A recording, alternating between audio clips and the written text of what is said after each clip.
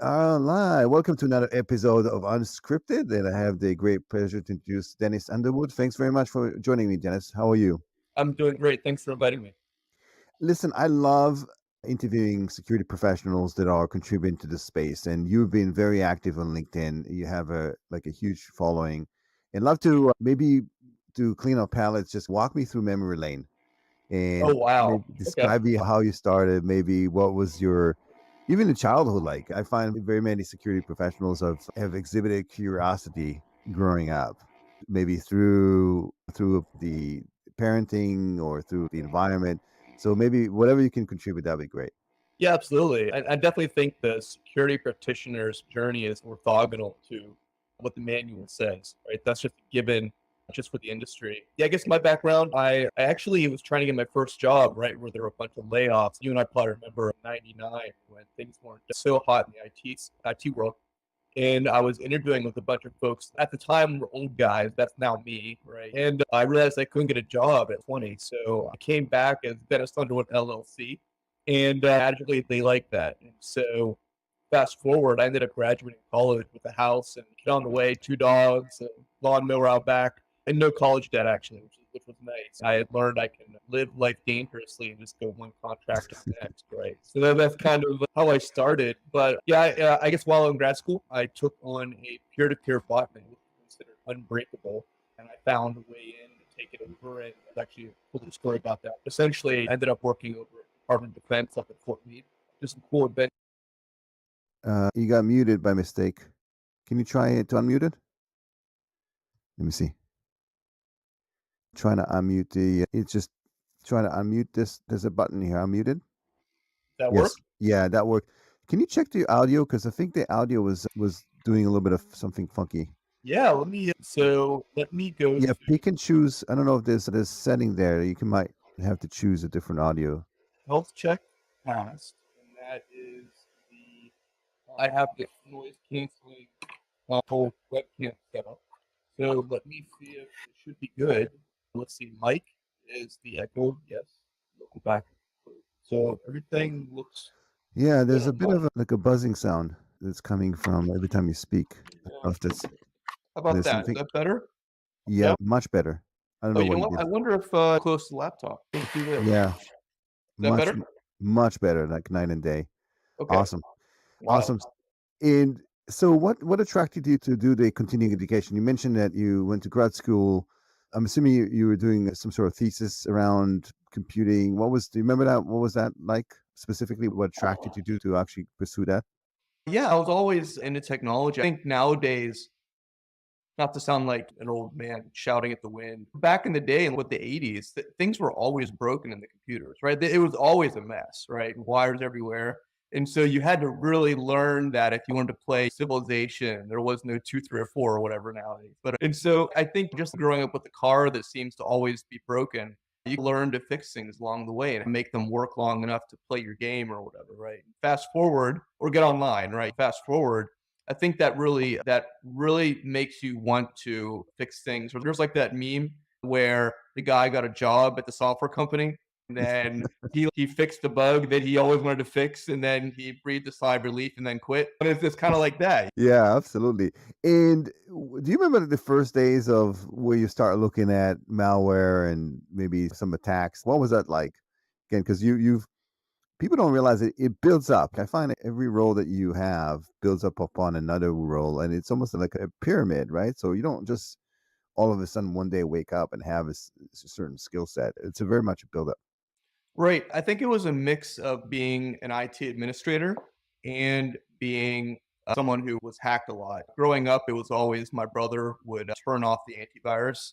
And of course, that made for some wild times on these internet forums, IRC and everything. So that kind of started it, right? And then you realize that there's as much EQ as IQ in threat hunting, right? Because you're like, okay, this feels like it's not normal.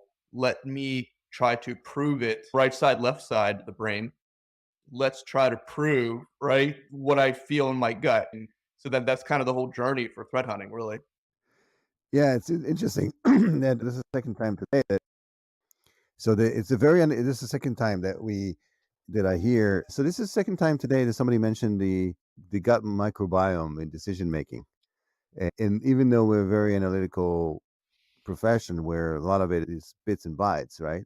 But as you mentioned, there's a lot of EQ associated with it. So do you remember the first? And I think threat hunting is something that is a bit of an enigma to a lot of people, but also has this halo. I think that's almost what's the equivalent of that of threat hunting in the physical world, like a spy or like an investigator, like a Sherlock Holmes Yeah, kind I feel like it's the myth of NCIS, right? Where or Law and Order, where you have all these super talented people somehow scraping out a living in New York City on like city employee pay. And but they're all like geniuses at heart and analytical minds like Sherlock Holmes. Yeah. It just seems like when I think of threat hunting, there's like different levels. So when I go to an organization like for an engagement. We don't do as much now because now I'm a product CEO and it's a different world and I spend my life in Excel. But otherwise, on the threat hunting, you start with, okay, let's just look at what is already being produced by the tools where folks should be looking. If I see that's covered, if there's folks that are knowing how to use whatever proprietary SIM is in place to look at all the data, my next step was always, once I got that past that point, was okay, now let's switch hats for a second. Where is nobody looking? Sure enough, the cockroaches are always behind the stove. So, like, where people aren't looking, right? And that's just the way it works. Like, they're doing the same thing you're doing, which is evading, I don't know, like the Sigma 6 black belt kind of stuff. They're on Sigma 7 no matter what's happening. That's where I've learned to always look. And there's been some fantastic discoveries. I recently saw like a forum post about how the number of threat hunters who have been told not to disclose the breach, like that there's a really high number of folks like that. And I'm like, yeah, I see that because you turn in your assessment and then they say thank you very much. And sometimes you just had the feeling that it was going right to the shredder. Like it was going right to the garbage can. It wasn't going to be dealt with in a public way. and I'll double click on that, but in 2 seconds. But let me ask you this: do you remember like the first time you did that? Do you remember what was it like? And in specifically, it seems like it's not that glorious. There's a lot of like hard, like just if you were talking about Sherlock Holmes, a lot of staking. You sit in a car waiting for something to happen. In the virtual world, it's almost the same, right? So you can sift through massive amount of data, trying to figure out is any anomalies, is something that happened, and then all of a sudden you get a glimpse of that, and sometimes nothing happens. Sometimes it's just like, walk me through the that experience for people that are not aware, because again, I'd like to unravel what does that mean to be a threat hunter and specifically what that experience looked like. And I know you're a CO now, but you still have the background, Of so course, and yeah, yeah. and and the passion for it as well. I can tell. Yes, absolutely. So it's just I had to change roles to get where I wanted to be, like in terms of what I wanted to implement. Threat hunting, after you get past the initial kind of, we'll call it the book threat hunting, where it's a discipline of looking at certain metrics and behaviors, things like that.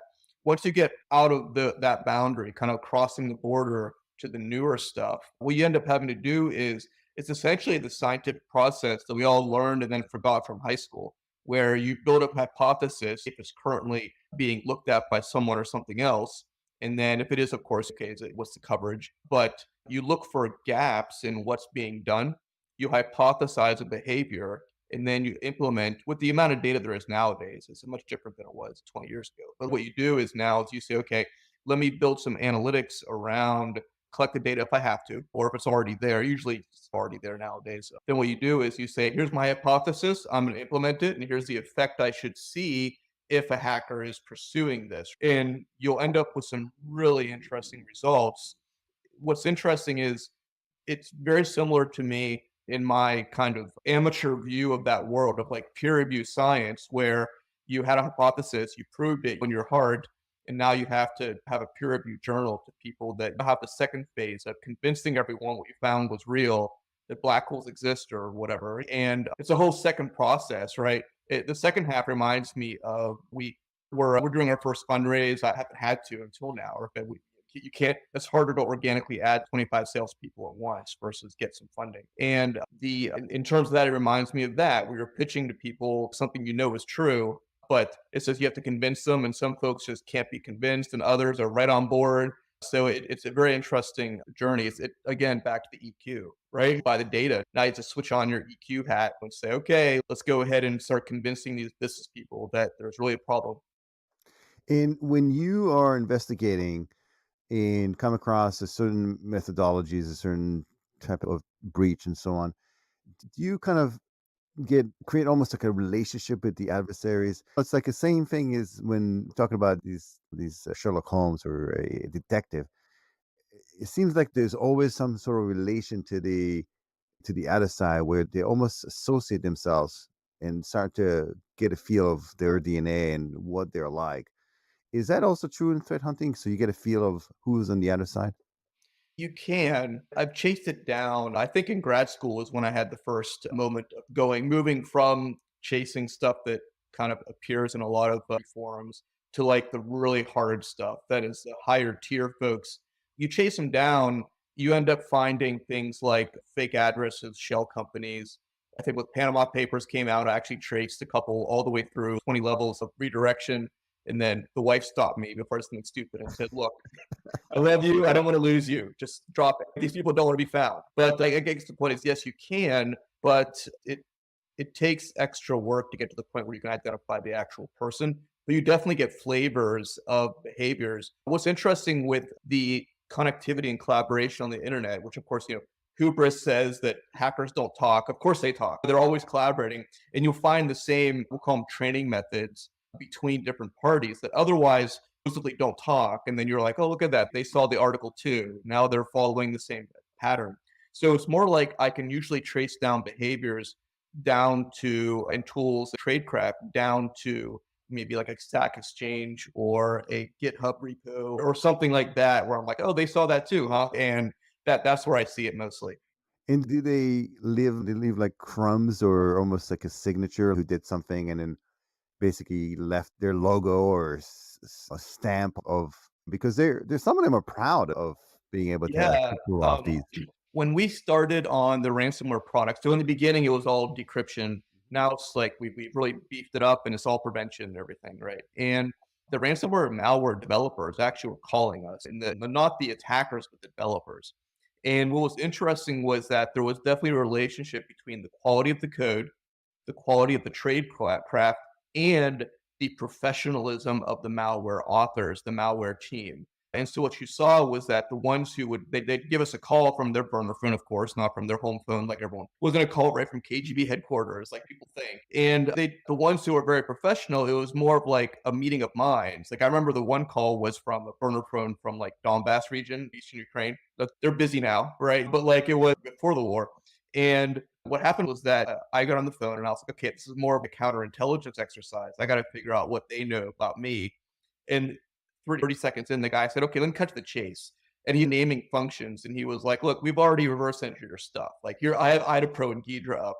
So let's stop pretending we don't know what each other's doing. And it became a conversation of professionals.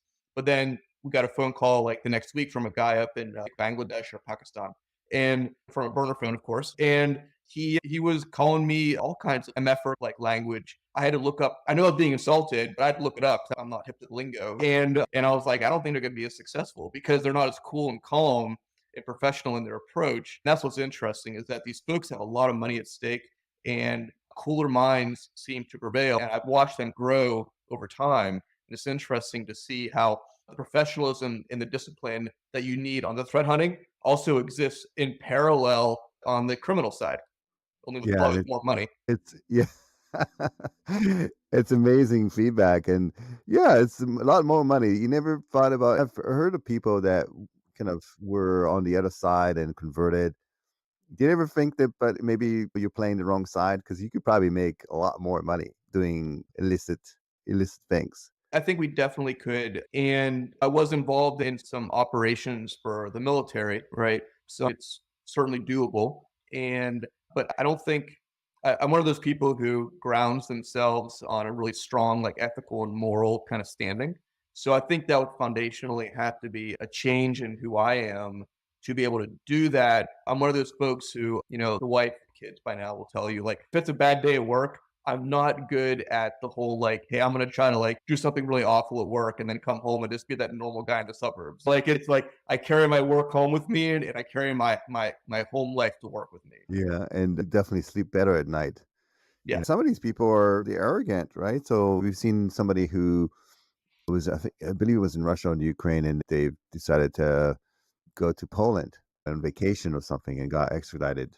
And that was very arrogant, very stupid to do, and especially when they were very flamboyant with spending money. And also, is is is that because they're behind a screen that they don't realize that yes, there's some consequences, or maybe w- w- is in their DNA to become so careless in terms of them being caught? I guess the first point is that you have folks who didn't have a ton of money and suddenly they have possibly hundreds of millions of dollars. Of course, getting it out of Bitcoin is always a secondary challenge.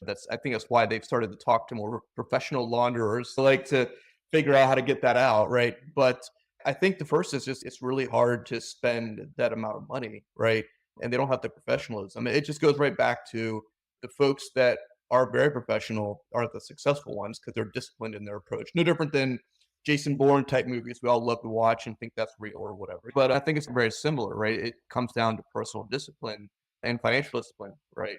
Having said that, what I've seen is that whenever I saw the Bitcoin stuff happening and the hackers weren't even really rotating Bitcoin wallets a lot. And if you understand how Bitcoin works, you can watch the transaction happen without belaboring the issue and they weren't even doing like the normal kind of money laundering and financial maturity that you'll see even in products and stuff like that. Yeah, like Where, moving into Monero, some other coin. yeah, so it's like I'm always going to use this bank to in my same account number to walk into the teller with my cocaine money. But I'm never going to change it for 3 years. And oh my gosh, the cops knew who it was. So imagine that, dude. So it seems like all of a sudden they had all this success because the market, the dark web markets changed in 2019 to be more extortion focused due to the flood of data, right? And all of a sudden these folks are no different than a Silicon Valley CEO that's making mistakes. All of a sudden they had a whole bunch of money and they didn't have the maturity to deal with that. And so for me, I'm like, we're going from essentially almost zero in terms of like trade craft to having to grow up real quick on how to hide it. And I think whenever the FBI did their raids, I think that a necessary thing. But when I saw that and I was like, oh, they must have gotten all the money. I figured they did all the legwork. And then they got back a pittance compared to what was stolen. And I was like, "Oh, no, you didn't get the top side to get all the money back." But now all the hackers know that they need to, like, mature their financial laundering mechanisms because they know you're gonna take their money. And so it almost created a bigger problem, right? By it's like taking your antibiotics for 3 days out of 12, right? Now you have a bigger problem on your hands possibly. Yeah, it's interesting. And these hacker groups are also very much evolved. It used to be the individual ones that went on their own, and now there's like almost like hacker houses where everything is a service. You can rent those tools, and then they give you the office space and whatever, and then they take commission. So the Right. whole thing is an enterprise. Talk to me about that and how that progressed, and what's the effect on commercialization of that to the defender side. How do we deal with it? Something that's all commercialized. Yeah, one of the reasons why I switched over to when I saw the opportunity with doing a ransomware and a blackmail and extortion specific product was that I had been watching and finding these massive data exfil streams for years. But of course, no one wanted to hear about it to the point where we sometimes folks would turn off the sensor if it was like too damning. And what happened was that the extortion, it quickly became so popular and so profitable it really was a commercialization exercise for the attackers. We were watching where they essentially, if you replace the kind of like the law enforcement lingo with maybe startup or scale up lingo, then so they have a channel program now. They have resellers, right? They have MSPs. They had to outsource their help desk operations. There's a commercialization equivalent to everything they've been doing.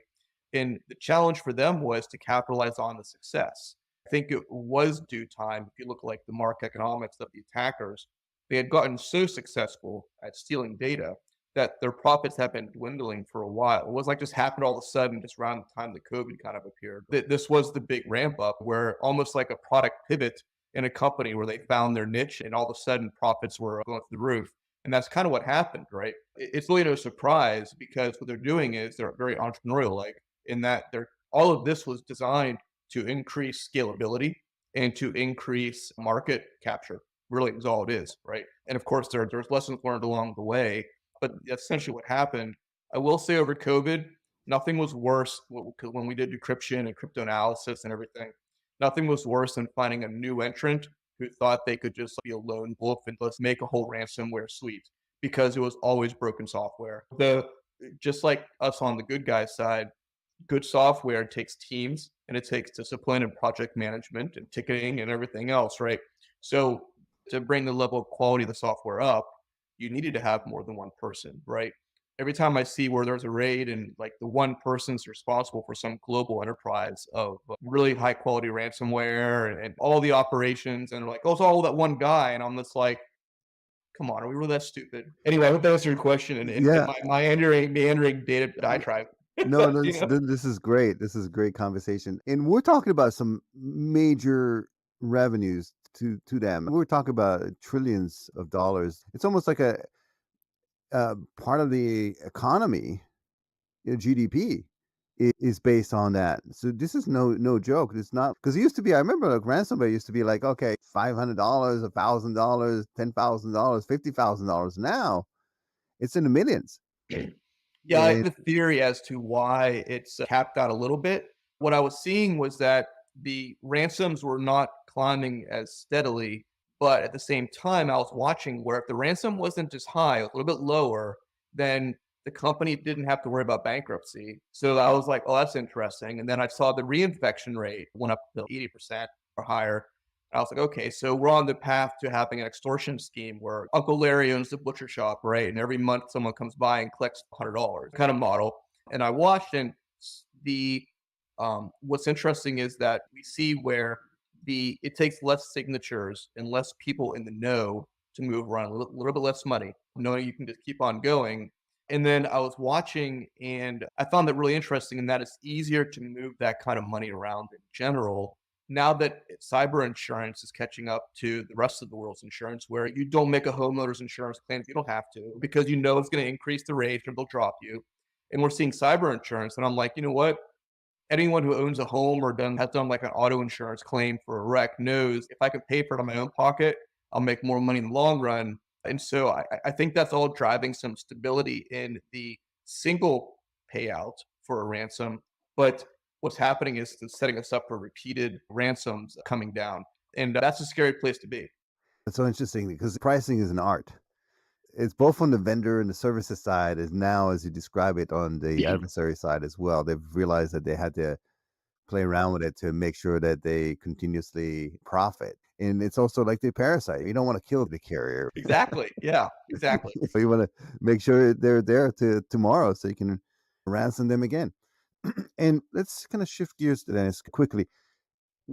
What is the issue, the underlying issue with ransomware? Why is it so freaking difficult to solve?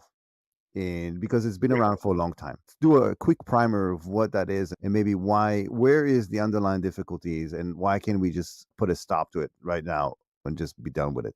That's a great question. I think it actually goes hand in hand with the career. There's not really a formal trade, but like the career of threat hunting, which is always, if you look at the assumption of threat hunting, is that the attackers have been in there, they're doing their stuff, and you're hunting to find out, okay, where are they hiding to kick them out?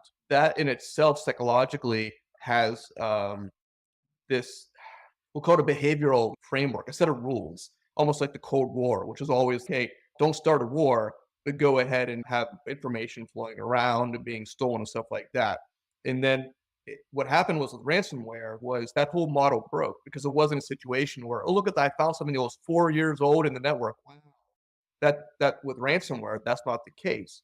There's a finality to it where just collecting, suddenly you have a situation where it's not where you have, I don't know, allergies and you eventually figure it out and get medicine. Now it's like we have cancer, right? And if the doctor doesn't find it in time, then that evidence they collected changes from something that's preventative to an autopsy. And so whenever on LinkedIn, I'm very careful to not get involved when someone comes back and first of all, when they insult the clients and the rest of the industry and say, oh, they must not know what they were doing. I'm like, these people are highly motivated and they make 10 times as much as you in a month. And so that's not it, right? These are good people getting hit. But also, they say, oh, look, I found it in the data. And I'm like, oh, great. So it's an autopsy. Quit calling it a discovery. Like it's an autopsy. And the solution we did was we kind of stepped back and we said, we're not going to get into the whole product sales pitch, but like we said, okay, we need to find a way to move the autopsy to before it's too late. So that's been the biggest difference is it's essentially a very rapid speeding up of the threat hunting and get enough data and enough variables to make an accurate decision, or at least accurate enough decision before it's too late and you're stuck just saying some guy comes in and says, I found it, and you're like, dude, it's been a month and like the business is bankrupt. Sorry. And so that's kind of where we saw the shift happening. And it's almost there's the whole concept of kill chain, right? And even accidents, right? So you aerial accidents. They're saying that it's not like what is the end result of series of steps. The things that happened along the way that could have at each moment in time you could have stopped it. Is Right. this concept also true in the realm of ransomware? Can we stop at any moment to before it gets to the point the kind of the end of result where everything is encrypted and you can't get the keys? Absolutely. The chain of events for the extortion. Now, we're going to talk about the most mature or professional actors. It starts with, and we watched this evolve as well. While Cyber Crucible has been growing, we've also watched the attackers change and grow and learn on this new extortion and blackmail path. They start with the identity access information. What I mean by that is like API keys.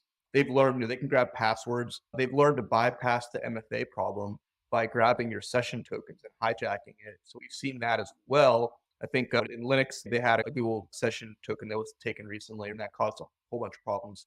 So they start there. What's interesting is like on the sales pitches, when we talk about preventing the theft of tokens and things like that, and crypto wallet keys and all kind of stuff, is that the IT folks think that they're after me for my money, for my goods. I'm only an IT person. And then the CEOs and the COOs are like, oh, they're after me for my company. And it's actually reversed. What we're seeing is that there's again the most professional and well practiced of the attackers is if it's a CEO, they have a high net worth, right? HNW, that they can be blackmailed personally for their wealth. And we've seen that where they've gotten access to a refresh token to log into a website and then get something embarrassing and go after them personally. But the CEO normally, those companies, right? I think all the IT people will nod emphatically. They don't have access to like Active Directory. They're not domain admins. They're kept away from that stuff, right? Because Lord knows what they would do, right? And so then the IT admins think they're after them for their wealth, but they're not wealthy enough. All of us engineers, right? We're not wealthy enough to matter compared to the CEO of some big company. So the IT admins are very important into coercing them, getting something embarrassing or otherwise coercing them into helping to get into their company. So that's like the first step. From there, it breaks down because it's okay. I got hackers. I got my cloud token here. I got dashboard access to the EDR, the backup solution, whatever. I can go ahead and start stealing data, get all the rest of credentials, get customer lists, things like that. The last step after all of that is actually the ransomware. That's the final, what I call the monetization of the attack, right? Other times you'll see where it's not even the same person doing the extortion, that they have this initial access folks who are really good at getting into places, and then they'll sell that access. And then the more preparation they do for the extortionist, the higher the price. So we've seen that as well. So that's really a chain of events, right? And what we've seen is a maturity on the monetization of every step of the way to make sure that they can get the most value for their activities. And companies spend exuberant amount of money to trying to prevent that with an EDR, XDR, the flavor of the month on endpoint security, and then they're running MSSPs with SOC centers to review the logs. There's just so many layers, and with all of that, there's all kinds of things that can go wrong. And I'll give an example. One is a misconfigured EDR solution that they've installed and it's just not doing what it's supposed to be doing. Right. To endless alerts that crying wolf, and then the one thing that really matters and nobody cares. But there's a whole slew of reasoning why all those different measures don't work.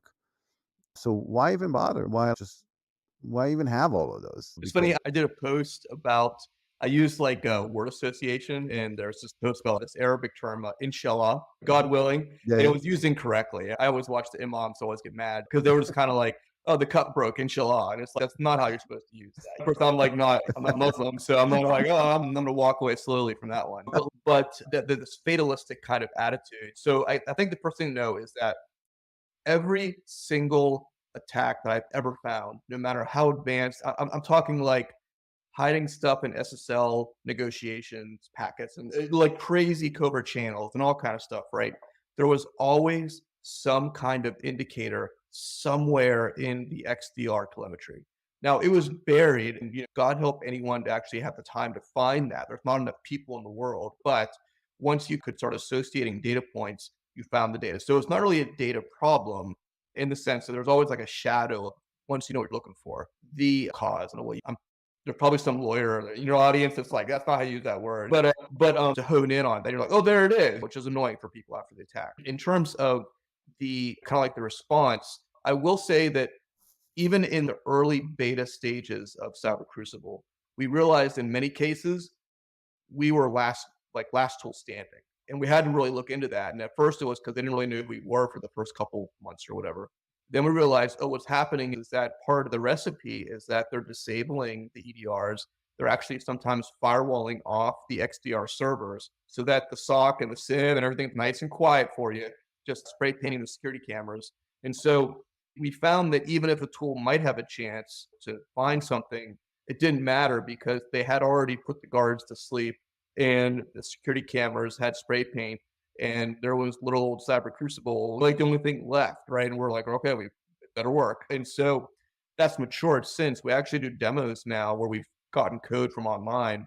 We'll actually take the clients like EDR and we'll show the attack and it loads it. And we'll talk about how the loader in a second.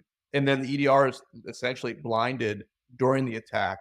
We've seen where it is then re-enabled after the attack so that it looks like it never stopped working, which is that's rude. But they do that to the point as well, though, and I'm all over the place, and I apologize. So what we're seeing is we haven't seen a hacker.exe in quite a while.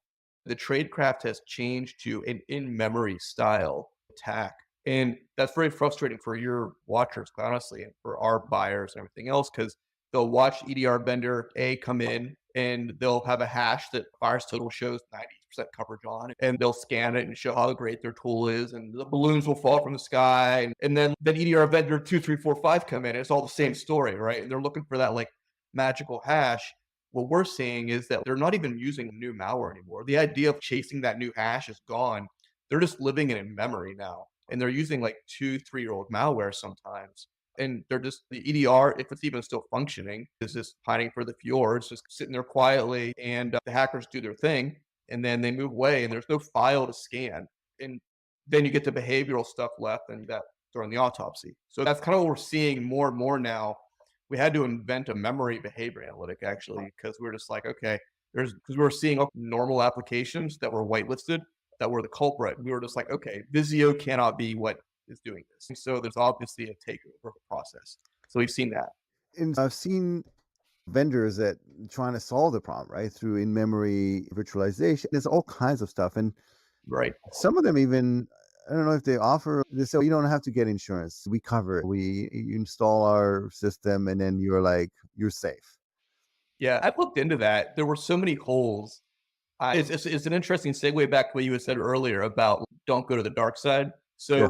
I went over the policies that I could also be a vendor that did that. And there were so many holes in the policy that were put in there to protect the insurer. And it wasn't like that just shows you how off all the actuarial tables are, that like they're in defensive mode. And I realized like I would essentially be one more vendor punting an insurance plan. Remember like when we were like in college and stuff, and there was like you could buy like the used car insurance plan and you found that it didn't actually cover anything that ever broke in the car and you're still stuck paying. It was kind of like that. And I was like, now I'm the like guy at the used car sales manager desk letting you an insurance plan to some kid that I know very well will not cover that engine. And so that's why we decided not to. It was just like I couldn't look at myself in the mirror because the situations to get the payout are so limited. Great example. There's one famous warranty document out there that says that you have to have the Windows Shadow like copy backup, like the Windows backups enabled. And I was like, oh, great. Good thing that for the past 3 years, that has been automatically nuked or corrupted by every single campaign ever. And so I was like, there you go. That's missing your paperwork from the mechanic. that you already know no one gets. So you think that was a coincidence, or you think it was by design that the Oh, you know what? I you know how, like, sometimes you think it's all malice, and then you realize that some bureaucrat was just like, "Yes, backups are good." And then they move on to being soap dishes or something, and you're, like, thinking it's a conspiracy. I have no idea. I have no idea. and if we talk about cyber insurance, they're so behind. They're, I've talked to brokers and people that are in the cybersecurity insurance space, and they are catching up to certain things, and they do have a lot of experience with ransomware due to the fact there are so many companies that got hit. So they have a grasp of the impact associated with ransomware and the type of ransomware that in what it takes to mitigate and bring the company back online. But it seems like it's so evolving. And you mentioned like when you created a product, you had to reinvent yourself and then move to in memory scanning and behavior analysis in memory. So it's a cat and mouse competition. And then introducing a new vector, which is the AI associated with the ability to potentially generate almost endless number of malware through a very quick iterative process over and over again. Right. What's your take on that, and where are we going? Can you use potentially AI to mitigate and then again just create the same version but as a defender as opposed to an attacker? Yeah, that's a great question. We've done work with machine learning and AI, whatever. I think first, it seems like we have more success with using the machine learning kind of stuff and wrapping it in layers of robotic process analytics, essentially, where it's kind of like, okay, it's like asking one of my kids, of course, if this is recorded and then I'll play it back for on their wedding day. Like they're young teenagers, but it's like you ask them for directions on something and you're not quite sure what is gonna come out of their mouth is something that you can like, I wouldn't, like, learn how to use a chainsaw from something that they produce, right? Like, I'll end up without an arm. And so it reminds me of that, where, like, the AI we've seen will produce things, and sometimes you'll even the code that's reading the code as well, you'll see where it's just, "Oh, this is really smart," and then in the middle of that, it's just some insanity that no rational person would ever come up with. It's because of the if you really look at the underlying AI, it's just a massive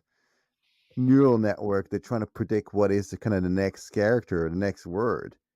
And it does this through an iterative process in huge computational powers and iterative loop, but it's not really intelligent. And it looks intelligent. It almost feels intelligent, Right, but right. as you mentioned, it every once in a while, you throw in like a craziness. You go, what is that? And that is true for the code. That's a tough place to run a company from, right? Whether you're on the buyer side or you're a vendor or so whenever I saw like I'll see like some of those remote management tools and they'll have the how-to instructions for how to like administer Windows done by Chat GPT, the newest in their competitors. And I'm like, oh great. So you have a 20% chance of just dropping in the entire Active Directory database in your company by carefully following instructions of the insane AI. And then that's how I feel saw a security tool that said what chat GPT powered security analytics or something like that. And I was like, okay, there's a lot of marketing there, but Microsoft just released a tool that is supposed to help with the malware detection and so on. And maybe just because this we're still in the baby steps of this technology, you're yeah, right. When the Wright brothers created a plane, the first it crashed quite a few times, and I think we're there. we're at the crash. I agree, 100% We're in the agree. crash because we're building it while we're flying as well. And I think part of the problem in my eyes is that it loses face because of the potential because they're not being realistic of where it is, right? And so I think if they were more realistic of where it is, then we'd have more confidence in the vision, where it's going. Like someone's watching Wright Brothers in the background and they're crashing into a sandbar and the salesman's out front talking about SR-71 super speed, and you're just kind of, I just saw the guy crash, and I think that's where we're at, right? The marketing folks maybe need to, there's a what that old skit, simmer down now, which is probably dates myself, but and calm down. They cannot. Then it's because everyone has to do that at the same time. Otherwise, you look like you're behind. That's a I good think one. that is the problem. If everybody were like honest and upfront in terms of capabilities, then we didn't have to have all of that. That's But a great point.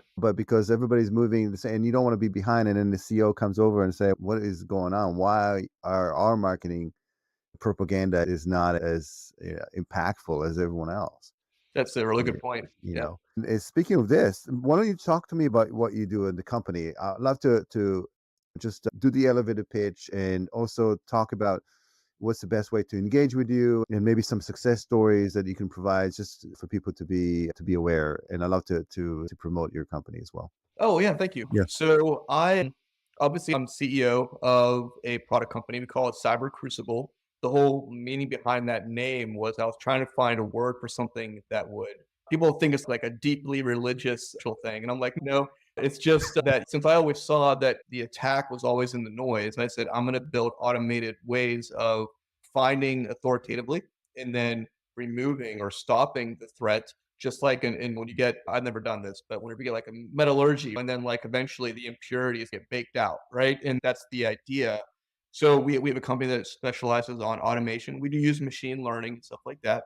And we have an endpoint product, it's called. It's just a piece of Windows software. And that's where the hackers are living. Like we're developing other OSs, but it's like the number of attacks are so minuscule compared to Windows. And what we do is we said we're going to automatically find a way to find the hackers, survive the hackers trying to shut us off, and then automatically stop the business continuity issue.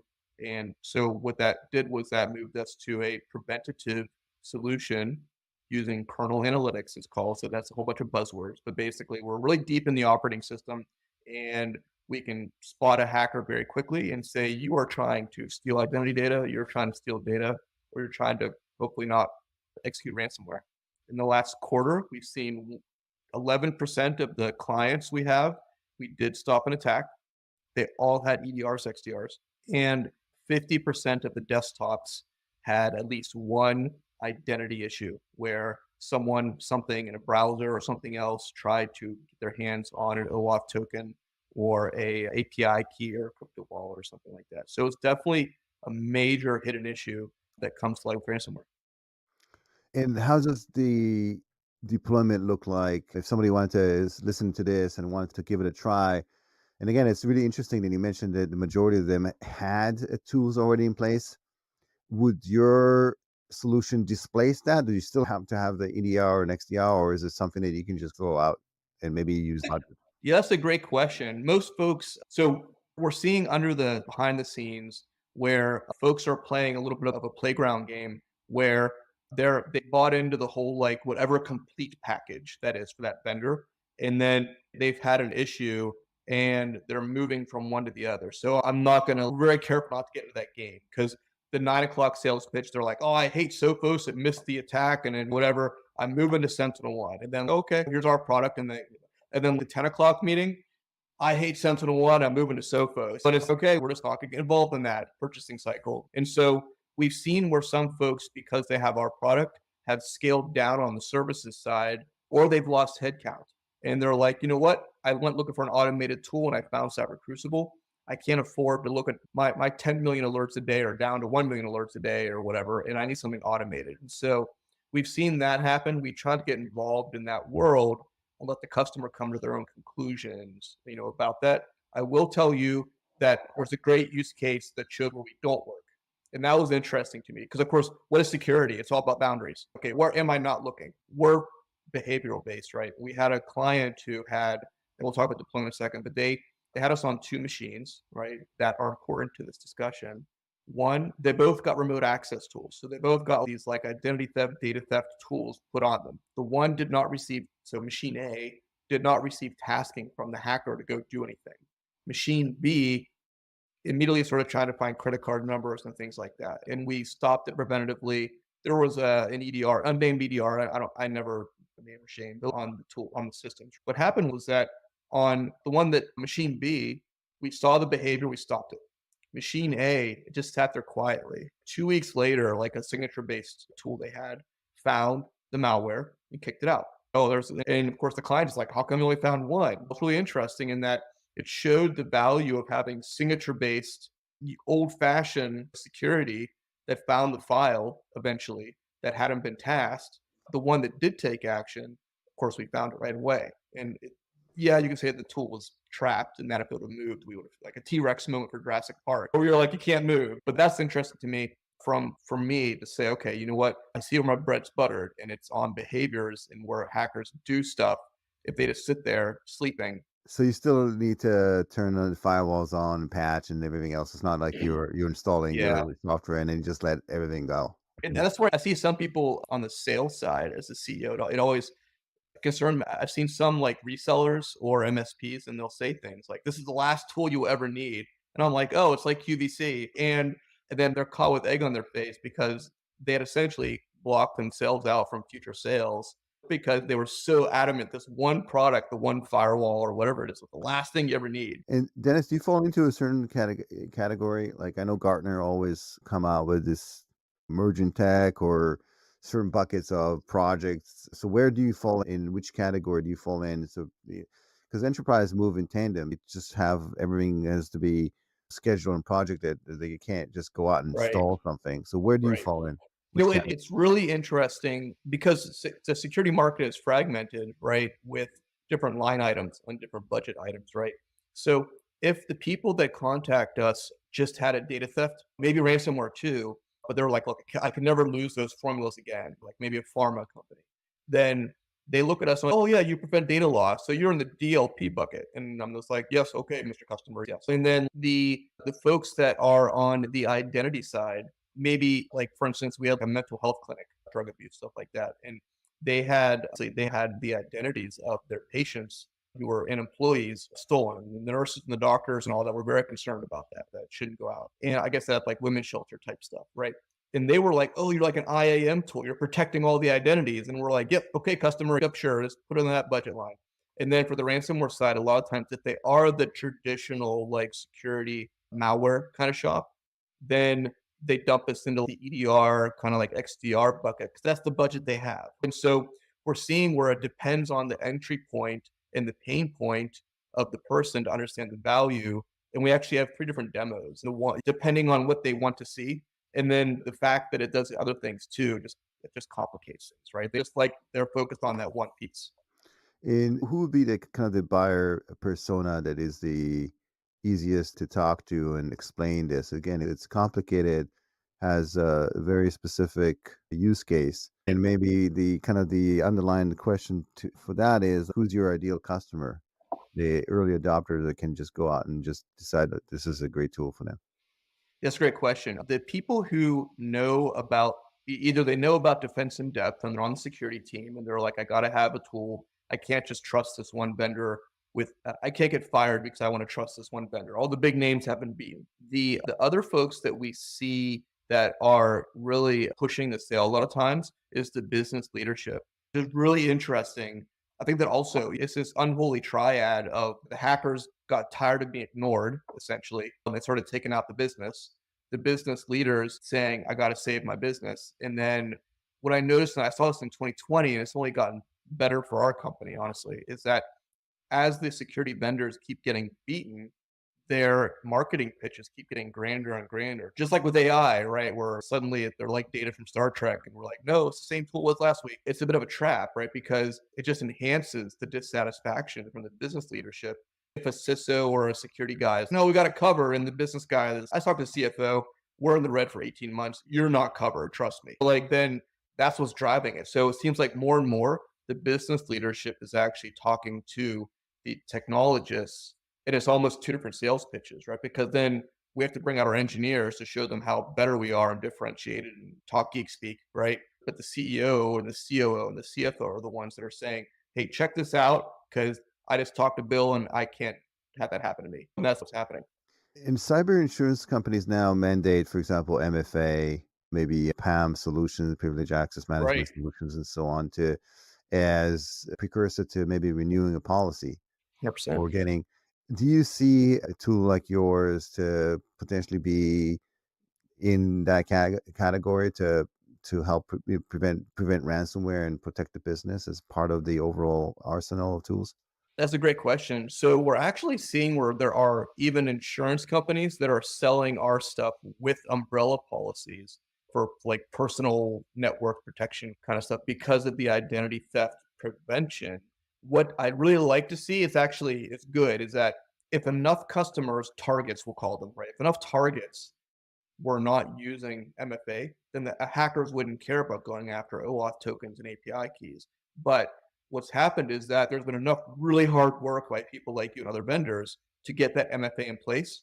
And it's been going on for years, right? And it's, of course, everyone is frustrated that everyone doesn't have MFA, right? All the security guys are frustrated. But then what happens is that enough of them have actually adopted MFA that the attackers change tactics a little bit, right? Where they said, okay, I'm going to go around the MFA and I'm going to get the token that they get after they put the MFA code in, right? So it's actually a positive story. Yes, we're working on that, but it's a positive story in that, look, guys, they're not just looking for the ABC 123 passwords anymore. Like we're mature enough now, we're making progress now that we're actually having to adapt to them having to work harder, which is a really good place to be. It sounds like it stinks, but it isn't. It's a good place to be.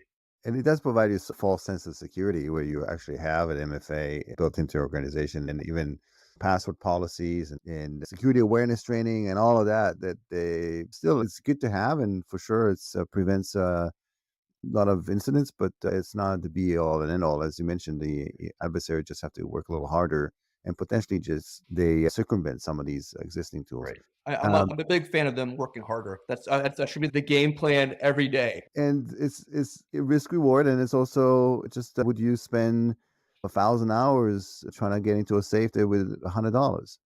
Not, but if it takes you 2 minutes, then $100 seems like a good deal. So it's about just the amount of effort required, right? Absolutely. And, Absolutely. and you didn't answer the question about how the deployment look like and whether it plays well with others at the endpoint. If it scales, a lot of times companies with like hundreds of thousand desktops or like the, it's one thing to deploy it on 10 machines. It's one and completely another to deploy on hundreds of these. And then doesn't matter which version of Windows. So there's all kind of probably questions you get asked all the time All the when time. deploying. If we get asked a question a couple times, we put a knowledge base article out about it actually, and then we get to pull out the knowledge. You'll have to be careful. If someone's asking questions right before the buy, you don't want to be like, look at the knowledge base. You guys gotta be careful to be like, You well, here, let me also show you this article that you've had all along. Yeah, but you also don't want to give them any ideas sometimes. You maybe there's some questions you don't want to be asked. So you like Yes, don't it's look a at the hard enough Q&A. problem. So deployment is on 2021 and 2022, I worked really hard, and there's something in investing in finance called TAM and a SAM, a total addressable market and a serviceable rate. And I said, you know what?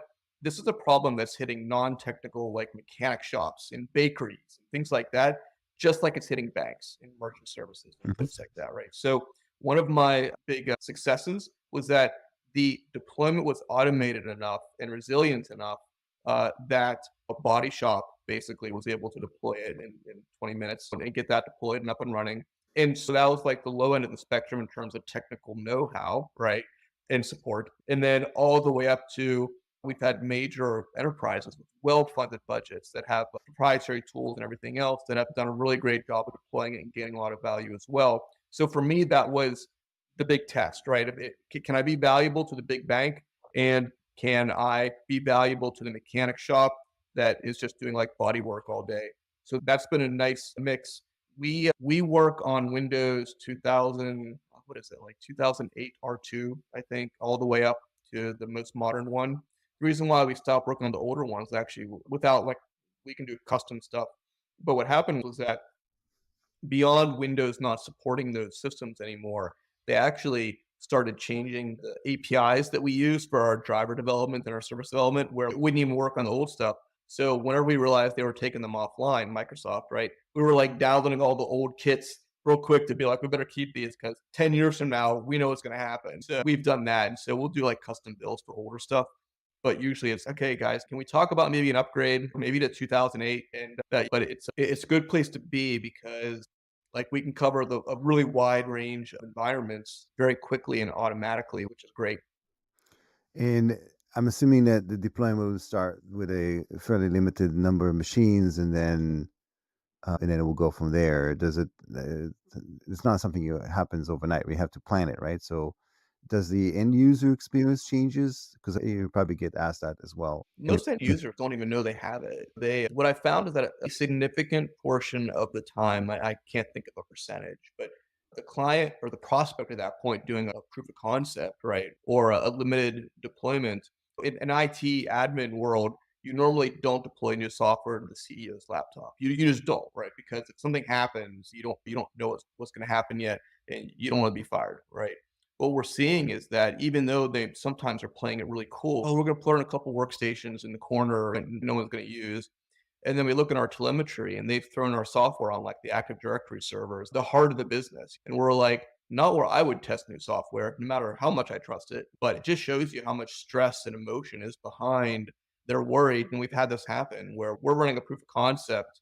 There was like a famous picture in Galveston, Texas, where like the one house was left standing on the beach after the hurricane. You remember that? So that's happened to us before. We're like, our three machines are up and everything, the whole business is new. And we're like, oh, Well, well, definitely vote of confidence to deploy your software on the Active Directory. I know, and it's hard because if I'm on the line, I'll say, "Maybe don't do that," and then if it's like an IT admin, they're like, "Yeah, don't do that." But if it's like a business person, they're like, "What? You're not confident in your product?" And I'm like, No, it's best practice. Don't choose the biggest needle to start with whenever you're like trying to draw blood at the nurse's station." And then it's you should definitely trademark the body shop test. Like, if that's it should be as easy as to deploy it for a body shop as it is.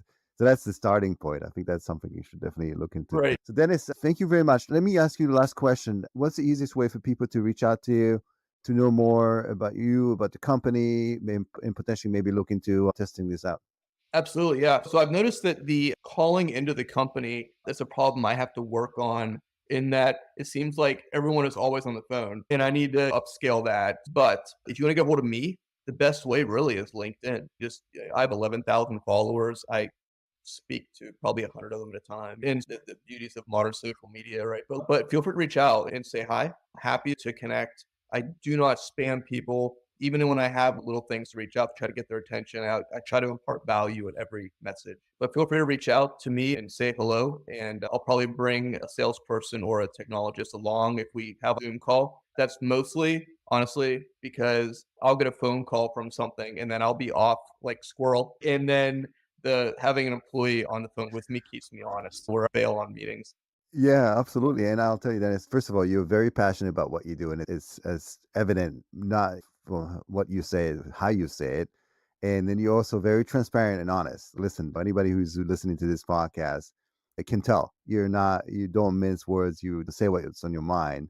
And you're like one of the best of the entrepreneurs kind, basically looking at a problem that he couldn't solve, and it wasn't anything off the shelf, and you went out and built it, which is not an easy task. So kudos to you for making that plunge. I So always laugh when someone looks at our slides. Like we had a VC out of Baltimore that the guy was like giggling and taking screenshots and thinking he was gonna go and make it or something. I don't know what he was thinking, but I was just like, "Oh, you sweet summer child, you have no idea how much work and how many mistakes and money went into getting this far. Good luck. Have at it." yeah, that's the thing, right? Ideas a dime a dozen. It's the execution that matters, and then it's a moving target. Like it's something that you build something today. In 6 months, things can be completely different. As you mentioned, you had to reinvent yourself a few times.